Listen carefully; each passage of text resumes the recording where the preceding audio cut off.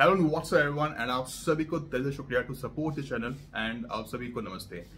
अब बहुत लोगों के माइंड में क्वेश्चन होता है यार, अभी हमें कनाडा जाना है क्योंकि अभी जो कनाडा में रजिस्ट्रेशन बहुत लगी हुई है, चाहे वो विजिटर वीजा हो, स्टडी वीजा की हो, टूरिस्ट वीजा की, इवन आप स्टडी वीजा पे भी जाते हो तो सिर्फ 4,37,000 ही स्टडी परमिट अप्रूव होगी, जिसमें 12% मिनिमम 12% रजिस्टर्ड है या रिजर्व्ड है फॉर द मास्टर्स के लिए। और ये भी रूल चेंज हुआ था, अगर आप मास्टर्स में जाते हो और अगर कोई स्पाउस है तो you have to take a 2 year study, तब भी आप अपने स्पाउस को बुला सकते हो। पहले सिनेरियो क्या था कि अगर मास्टर्स लेते हो 1 ईयर का भी मास्टर्स लेते हो तब भी अपने स्पाउस को बुला सकते हो या कोई भी प्रोफेशनल कोर्स लेते हो, लेकिन मास्टर में उन्होंने चेंज कर दिया। और आप डिप्लोमा सर्टिफिकेट लेते हो तो जरूरी नहीं है कि आपको, अगर आपने 2 ईयर की स्टडी करी हुई है या 2 ईयर का डिप्लोमा ले रहे हो किसी भी प्रोविंस में, XYZ किसी भी प्रोविंस में, तो जरूरी नहीं है कि आपको 3 इयर्स का वर्क परमिट मिलेगा। आपको चाहे 3 इयर्स का मिले, चाहे 2 इयर्स का मिले या 1 ईयर का मिले या ना भी मिले, it's all depend upon that province और it's all depend upon your course you are taking, क्या वो इन डिमांड में आता है या नहीं है। मैं इस पे नहीं जाऊंगा, मैं सीधा बात करूंगा कि जो इन डिमांड कोर्सेस है जो आपको ऑप्ट करने ही चाहिए, चाहे वो स्टेम से रिलेटेड हो, चाहे वो साइंस बैकग्राउंड से रिलेटेड हो, चाहे वो इंजीनियरिंग से रिलेटेड हो, चाहे वो मैनेजमेंट से रिलेटेड हो, चाहे वो स्किल बेस्ड से रिलेटेड हो, चाहे वो हेल्थ केयर से रिलेटेड हो। मैं एनओसी कोड भी मेंशन कर दूंगा, आपको स्क्रीन पे अभी शो हो रहा होगा, अभी शो नहीं होगा, शो होगा थोड़ी देर बाद।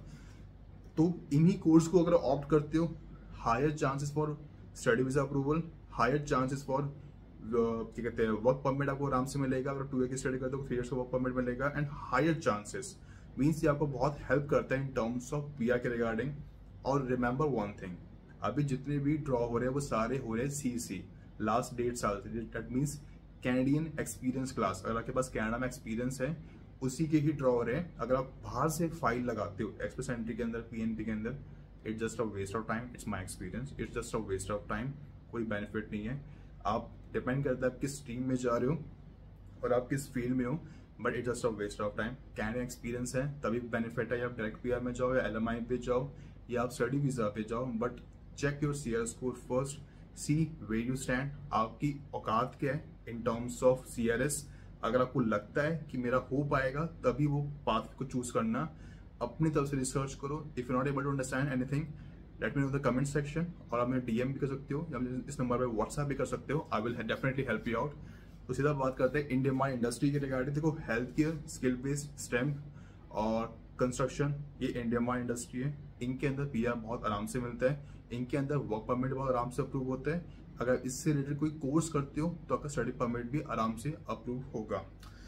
सो देखो, टारगेट प्रोफेशन है जो भी आपको स्क्रीन पे शो हो रहा है राइट हैंड साइड में, ये जितने भी आपको प्रोफेशन टाइटल शो हो रहे हैं और NOC कोर्स शो हो रहे हैं, अगर आप इनमें कोर्स लेते हो, इनमें स्टडी करते हो या अगर आप इनमें वर्क परमिट लेते हो तो आपके हायर चांसेस हैं इन टर्म्स ऑफ PNP में फाइल लगाना PR के लिए, एक्सप्रेस एंट्री के अंदर, कैटेगरी बेस्ड ड्रॉ के अंदर, चाहे वो मेडिकल लेबोरेटरी असिस्टेंट हो जो NOC कोड है 33101। देखो, हेल्थ केयर में कोई भी पोजीशन हो, कोई भी डिपार्टमेंट हो, फिजियोथेरेपिस्ट हो, फिजियोथेरेपिस्ट हो, नर्स हो या डेंटिस्ट हो, या आपने MBBS में किसी भी चीज में किया हुआ है, आपकी इन डिमांड में आते हो, you need a licence, you need a certificate to get a job. ठीक है, आप स्टडी परमिट में भी जाते हो तो आपको आराम से मिलेगा, स्टडी परमिट का आपको अप्रूवल आराम से मिलेगा। आप चेक कर लेना, मैं सारी चीजें नहीं बोलूंगा। अगर आप स्टेम रिलेटेड कोर्स में भी जाते हो, इंजीनियरिंग फील्ड में भी जाते हो, तो सिविल इंजीनियर 2130 का 009 NOC कोड है। Computer engineer except software engineer and designer, NOC code है 21311। Electrical and electronics engineer NOC code है 2130 आप देख लेना। अगर आप मैनेजमेंट से रिलेटेड कोर्स लेते हो, कंप्यूटर सिस्टम से रिलेटेड कोर्सेस लेते हो, तो जो भी आपको स्क्रीन पे शो हो रहा है computer system developer and programmers, इसकी बहुत डिमांड है। इवन साइबर सिक्योरिटी की, अगर आप साइबर सिक्योरिटी फील्ड के अंदर हो, डाटा एडमिनिस्ट्रेशन में, इसमें इसकी बहुत डिमांड है। इसमें पैकेज भी अच्छा मिलता है, specially Ontario, British Columbia province में और अल्बर्टा में भी, स्पेशली एडमिंटन और कैलगरी के अंदर। या अगर आप IT फील्ड में हो, इंफॉर्मेशन सिस्टम स्पेशलिस्ट हो, इसकी भी डिमांड है। अगर आप ट्रेड में जाते हो, देखो ट्रेड में मोर देन 100+ डिफरेंट चीजें आती है, चाहे वो प्लम्बर हो, मैकेनिक हो, कारपेंट्री हो, आप वेल्डर के रिगार्डिंग हो, मशीन ऑपरेटर के रिगार्डिंग हो।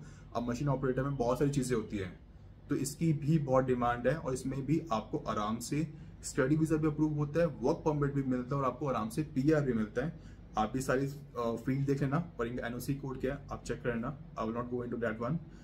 तो इस सब चीजों की डिमांड है। अगर आप ट्रांसपोर्ट ऑक्यूपेशन में जाते हो, अच्छा, एक बहुत लोगों के माइंड में क्वेश्चन होता है कि हम अगर ट्रक ड्राइवर बनते हैं अगर हमें ट्रक ड्राइवर की LMI लेते हैं तो it would be beneficial for us और not. I will tell you very frankly, truck driver की जो जॉब है ना वो आती है लो वेज LMI के अंदर। पहली बात तो अगर प्री अप्रूव LMI भी है, अगर वर्क परमिट अप्रूव भी नहीं होगा, चाहे आप फ्लैग पुलिंग भी क्यों ना करो, कोई बेनिफिट नहीं है। दूसरी इंपॉर्टेंट चीज, ट्रक ड्राइवर की जो PR ड्रॉ हो रहे हैं या PNP ड्रॉ हो रहे हैं, एक्सप्रेस एंट्री वाले, एक्सप्रेस एंट्री तो अलग होते हैं, जो कैटेगरी बेस्ड ड्रॉ हो रहे हैं वो भी नहीं हो रहे। बहुत एक बीच में निकले थे काफी टाइम पहले, सिर्फ 2-3 महीने के लिए, और 2 बार निकले थे, इसके कोई ड्रॉ नहीं हो रहे। आई वुड रिकमेंड यू कि ट्रक ड्राइवर में जाते हो आपको वर्क परमिट मिल सकता है अगर आप हाई वेज या मीडियम वेज में जाते हो, लेकिन डोंट थिंक कि आपको PR भी मिल जाएगा। आप PNP के थ्रू जा रहे हो, आपके एक्सप्रेस एंट्री में बन रहा है स्कोर तो आपके लिए पॉसिबिलिटी है, PNP में या कैटेगरी बेस्ड ड्रॉ में नहीं बनेगा।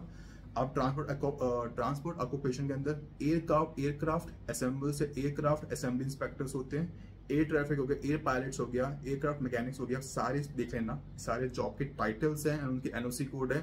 ये सारी इन डिमांड इंडस्ट्री है, सारी इन डिमांड इंडस्ट्री है। इवन अगर आप मुर्गी काटने वाले बच्चर जो होता है ना वो भी इन डिमांड में आता है, आपको ना पता हो तो बच्चर जो होता है वो भी इन डिमांड में आता है, उसके अंदर भी बहुत आराम से आपको PR मिलता है। और ओंटारियो में, ब्रिटिश कोलंबिया में, खासकर ओंटारियो प्रोविंस के अंदर इसके अंदर बहुत आराम से PR मिलता है।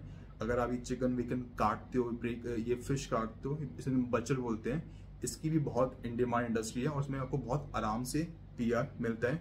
और जो बच्चर का जो NOC कोड होता है वो होता है 63201 201। आपने जितनी भी चीजें देखी है ना, इतना तो आपको समझ आ गया होगा कि health care stamp skill based इनकी डिमांड है, पहले भी थी, आज भी है, फ्यूचर में भी होगी। और ये सिर्फ कनाडा की बात नहीं है, ये हर कंट्री की बात है, हर जगह इन चीज़ों की डिमांड है। That's a reality. इसमें आपको आराम से वर्क परमिट भी मिलता है, स्टडी वीजा पे भी जाते हो तो आराम से स्टडी वीजा भी अप्रूव होता है। लेकिन अब आपके माइंड में क्वेश्चन आता है कि यार अगर मैं मैनेजमेंट में जाना चाहता हूँ और मैं सप्लाई चेन लूँ, रिटेल मैनेजमेंट लूँ, या मैं कोई इंटरनेशनल बिजनेस लूँ, या मैं कुछ ऐसा सेल्स मार्केटिंग HR वाला वर्क लूँ, कोर्स लूँ, तो क्या मुझे स्टडी वीजा के बाद वर्क परमिट मिलेगा या नहीं मिलेगा? देखो, फर्स्ट ऑफ ऑल इनकी ना इन डिमांड इंडस्ट्री में नहीं आता, इवन इंडिया के अंदर भी इन डिमांड में नहीं है, कनाडा में भी नहीं है। आपके पास एक्सपीरियंस है, आपके कम्युनिकेशन स्किल्स अच्छे हैं, दैट्स अ अदर थिंग, वो आपके लिए प्लस पॉइंट है, दैट्स योर एक आपके लिए वो बेनिफिशियल है कि आपके पास ये स्किल्स है। बट आपको मैं बोलूँ कि ये स्टडी वीजा पे जाओ, इन कोर्सेज को ले लो, आपको आराम से स्टडी वीजा मिल जाएगा, आज के टाइम पे नहीं मिलेगा, मिल भी गया एंड इफ यू थिंक कि मुझे आराम से वर्क परमिट मिल जाएगा 3 इयर्स का, 2 इयर्स का, तो वो पॉसिबिलिटी नहीं है, chances are very low. After 18 सितंबर 2024 के बाद जो भी कोर्स ऑप्ट करते हो, सितंबर इनटेक में 2024 में, जनवरी इनटेक 2025 में, मई इनटेक में या सितंबर इनटेक में, उसके बाद भी remember one thing, it's very difficult अगर आपको ये कोर्स रहता है आपको वर्क परमिट मिलेगा, एंड वेरी डिफिकल्ट कि आपको इसमें कोई बेनिफिट होगा इन टर्म्स ऑफ जॉब्स के रिगार्डिंग। मैं आपको इसमें एक चीज कहना चाहूंगा, अगर आपको कोई किसी को लगे कि मुझे ना स्किल बेस्ड वाला कोर्स करना है, मैं इसके थ्रू जाऊंगा तो मुझे आराम से PR मिल जाएगा, दैट्स ट्रू, आपको वर्क परमिट भी आराम से मिलेगा, आपको स्टडी वीजा भी आराम से अप्रूव होगा। लेकिन रिमेंबर वन थिंग, अगर आपके पास इसका एक्सपीरियंस नहीं है और इसकी क्वालिफिकेशन नहीं है, मींस पास में एक्सपीरियंस नहीं है, पास में क्वालिफिकेशन नहीं है, तो आपको स्टडी वीजा भी आपका अप्रूव नहीं होगा। You need experience of at least 1 year, या आपकी क्वालिफिकेशन होनी चाहिए एटलीस्ट मिनिमम 1 ईयर, या PSW पे जाओ, पर्सनल सपोर्ट वर्कर में जाओ, केयर गिवर में जाओ, नैनी में जाओ, उसके बाद ये करो और एक्सपीरियंस गेन करो, उसके बाद फाइल करो स्टडी परमिट के लिए, तब आपके चांसेस 99.9% है कि आपका अप्रूव भी होगा और आपको आराम से वर्क परमिट भी मिलेगा आफ्टर स्टडी। आखिरी मैं आपको एक चीज कहना चाहूंगा, देखो एक रियलिटी है, this is my experience and this is my production और दिस इज व्हाट आई सी, क्योंकि मेरे को इसकी बहुत डिटेल और डीप नॉलेज है। So what I can suggest you, अगर आप अभी निकल गए ना, चाहे LMI पे चले जाओ, स्टडी वीजा पे चले जाओ, जनवरी इनटेक में, इनटेक में, तो आपके लिए बहुत प्लस पॉइंट है इन टर्म्स ऑफ PR और in terms of part time opportunity और in terms of full time opportunity. उसका रीजन बताता हूँ, देखो 2024 में अराउंड 8 लाख वर्क परमिट खत्म हो जाएंगे, चाहे वो क्लोज हो या ओपन हो। बहुत सारे लोग, अभी तो बहुत सारे लोगों को स्पाउस वीजा नहीं मिल रहा, ना ही विजिटर वीजा मिल रहा है, ना ही टूरिस्ट वीजा मिल रहा है, और अगर मिल भी रहा है तो उसमें बहुत उनसे क्वेश्चनिंग की जा रही है एयरपोर्ट पे, और बहुतों को वापस भी भेजा जा रहा है अगर वो प्रॉपरली आंसर नहीं दे पाते हैं, या उनके पास प्रॉपर डॉक्यूमेंट्स, फंड्स नहीं होते हैं, कि वो डमी डॉक्यूमेंट, टिकट भी नहीं होती वापस जाने की, या उनके पास फंड्स नहीं होते, उनको वापस भेज दिया जाता है। तो मेरे हिसाब से फ्रॉम द ये मान लो कि अप्रैल मई के बाद 2025 के बाद आपके पास बहुत ज़्यादा अपॉर्चुनिटीज होगी इन टर्म्स ऑफ मतलब अपॉर्चुनिटीज भी होगी, पैसे भी अच्छे कमा पाओगे और लोग काम करने वाले बहुत कम होंगे क्योंकि इनके पास स्कार्सिटी हो जाएगी इन टर्म्स ऑफ पीपल के रिगार्डिंग, क्योंकि एलएमआई भी लो वेज एलएमआई भी बंद हो गई है, सारी एलएमआई क्लोज हो गई है लो वेज वाली, और लो वेज में वर्क परमिट वैसे नहीं मिल रहा, सिर्फ वर्क परमिट मिल रहा है हाई वेज वाले में, मीडियम वेज वाले में, या इंडियन मार्ट इंडस्ट्री के अंदर, चाहे वो हेल्थ केयर में, स्किल बेस में हो, कंस्ट्रक्शन में हो, या आप आईटी फील्ड के अंदर हो। आईटी फील्ड में भी नहीं मिल रहा अगर लो वेज में आती है, लाइक अपर वेज में मीन्स मीडियम वेज में, हाई वेज में ही मिल रहा है, आईटी में भी लो वेज में नहीं मिल रहा। So I would suggest you, if you really want to go, अभी जाओ, आपको पीआर चाहिए तो अभी जाओ, बट मेक श्योर आपकी पहले अपनी प्रोफाइल देखो, अपना पहले स्कोर देखो, अपना सीआरएस स्कोर चेक करो, और ये देखो कि आप किस प्रोविंस में जा रहे हो, because your province matters a lot, everything matters a lot. So before moving forward, if you have any question regarding anything, let me know in the comment section. If you need a mini session 1-to-1, you can DM me on Instagram, आप इस number पर WhatsApp पे भी कर सकते हो जो भी आपको स्क्रीन पे शो हो रहा है। तब तक के लिए good bye and have a great and enjoy life, take care.